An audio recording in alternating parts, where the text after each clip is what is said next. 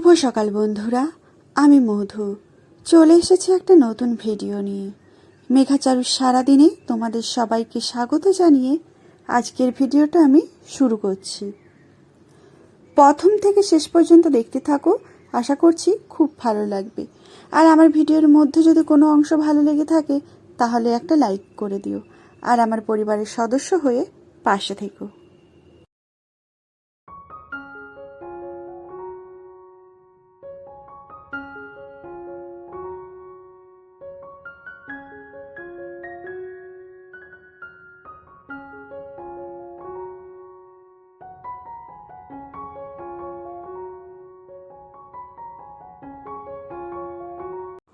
জানো তো বন্ধুরা, এই ভিডিওটা কিন্তু কিছুদিন আগের।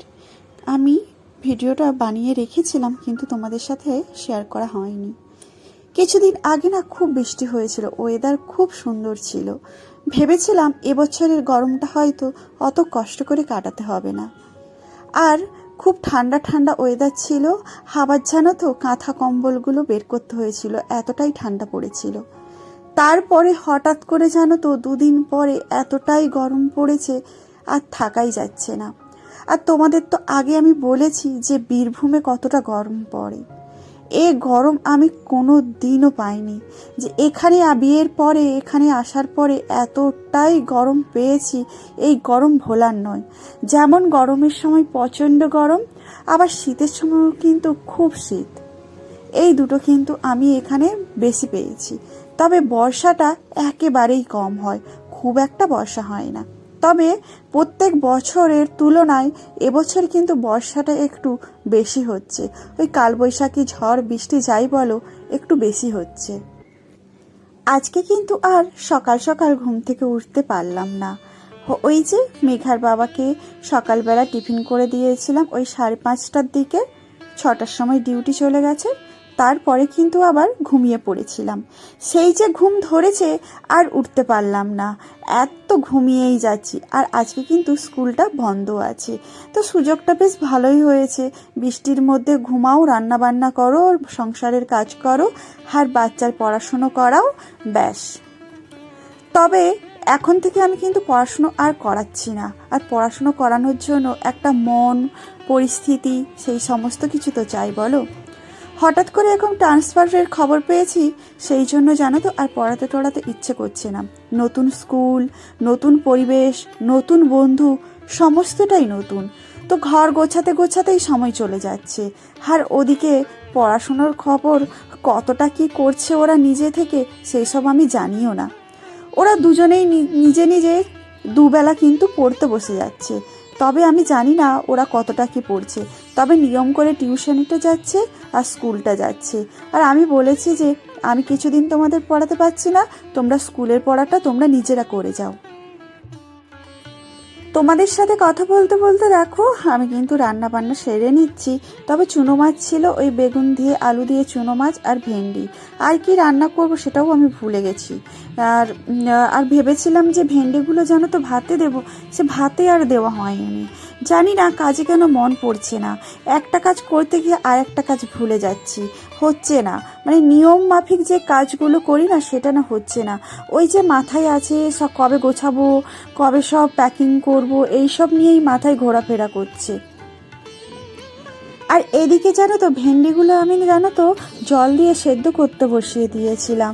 তো ভাতের সাথে যেহেতু দিতে মনে নেই, সেই জন্য আমি আজকে ভেবেছি যে ভাতের সাথে সেদ্ধ করে মাখিয়ে নেব। আর আজকে জানো তো অনেকটা তাড়াতাড়ি আমি রান্না করে নিচ্ছি। তবে অন্যান্য দিন কিন্তু আমি এতটা তাড়াতাড়ি কিন্তু আমি রান্না করি না। কেন বলো তো, ওই যে মেঘার বাবা সেই 2টোর সময় ডিউটি করে আসে, আবার মেঘাকে নিয়ে তারপরে কিন্তু খাওয়া দাওয়া করে। তবে আজকে স্কুলটা ছুটি আছে, ওদেরকে তো খেতে দিতে হবে না তাড়াতাড়ি। রোজ তো ওরা 2:30টার সময় খায়। তো সেই জন্য ভেবেছি আজকে একটু ওদেরকে তাড়াতাড়ি ভাত দিয়ে দেবো, যেহেতু স্কুল ছুটি আছে। তো সেই জন্য দেখো রান্নাটা বসিয়ে দিয়েছি। আর গরমে তো জানো তো ভাতটা মোটামুটি ঠিকঠাকই থাকে, সেরকমভাবে ঠান্ডা হয় না। তো সেই জন্য আমি আজকে ভাতটা বসিয়ে দিয়েছি। আর আজকে জানো তো মেঘার বন্ধুর জন্মদিন আছে, সেই জন্য আমাদের নিমন্ত্রণ আছে, তাই যাব। জানো তো, তোমাদের সাথে কথা বলতে বলতে দেখো আমি সন্ধেবেলা কিন্তু জন্মদিন বাড়িতে আমি চলে এসেছি। তবে আজকে কিন্তু আমাদের নিমন্ত্রণ থাকতো না, শুধু বাচ্চাদের নিয়েই জন্মদিনটা পালন করা হয়। আমাদের টাউনশিপে প্রায় বাচ্চাদের নিয়েই জন্মদিন পালন করা হয়। তবে মায়েদের যখন থাকে তখন কমিউনিটি হল, মা বাবা পুরো ফ্যামিলি যখন থাকে তখন কিন্তু কমিউনিটি হলে জন্মদিনটা হয়। তবে এবারে একটু আলাদাভাবে করেছে, এবার বাচ্চার সাথে মায়েদেরও কিন্তু নিমন্ত্রণ করেছে। কেন বলো তো? ওই যে সবাই চলে যাবে, আমরা প্রত্যেককেই ট্রান্সফার হয়ে গেছি। আর যতজন মায়েরা এসেছিলাম সবাই কিন্তু ওই বক্রেশ্বর ছেড়ে আমরা কিন্তু চলে যাচ্ছি অন্য জায়গায়। যে যেখানে পারে হয়েছে, সে কারো সাগরদিঘি হয়েছে, কারো ব্যান্ডেল হয়েছে, কারো সাঁওতালডিহি হয়েছে, কারো কোলাঘাট হয়েছে। অনেক সবার মোটামুটি ঘরের কাছাকাছি হয়েছে।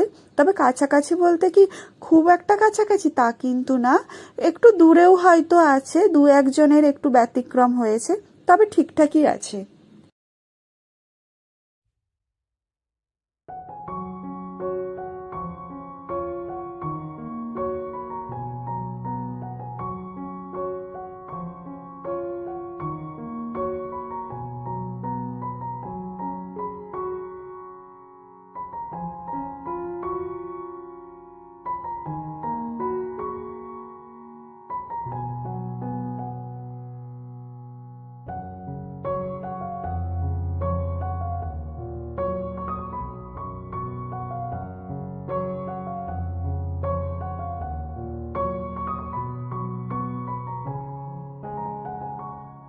বাচ্চাদের যেটা সব থেকে প্রিয় দেখো, এই যে কেক পর্ব, কেক কাটিং চলছে। আর কেকের সাথে ছিল কিন্তু পকোড়া, চিকেন পকোড়া, যেটা আমি ওখানে গিয়েই আমরা নিজেরাই হাতে হাতে করে ভাজা করেছি। কিছুটা একবার ভাজা করে রেখেছিল, দ্বিতীয়বার আমি ভেজে দিয়েছি।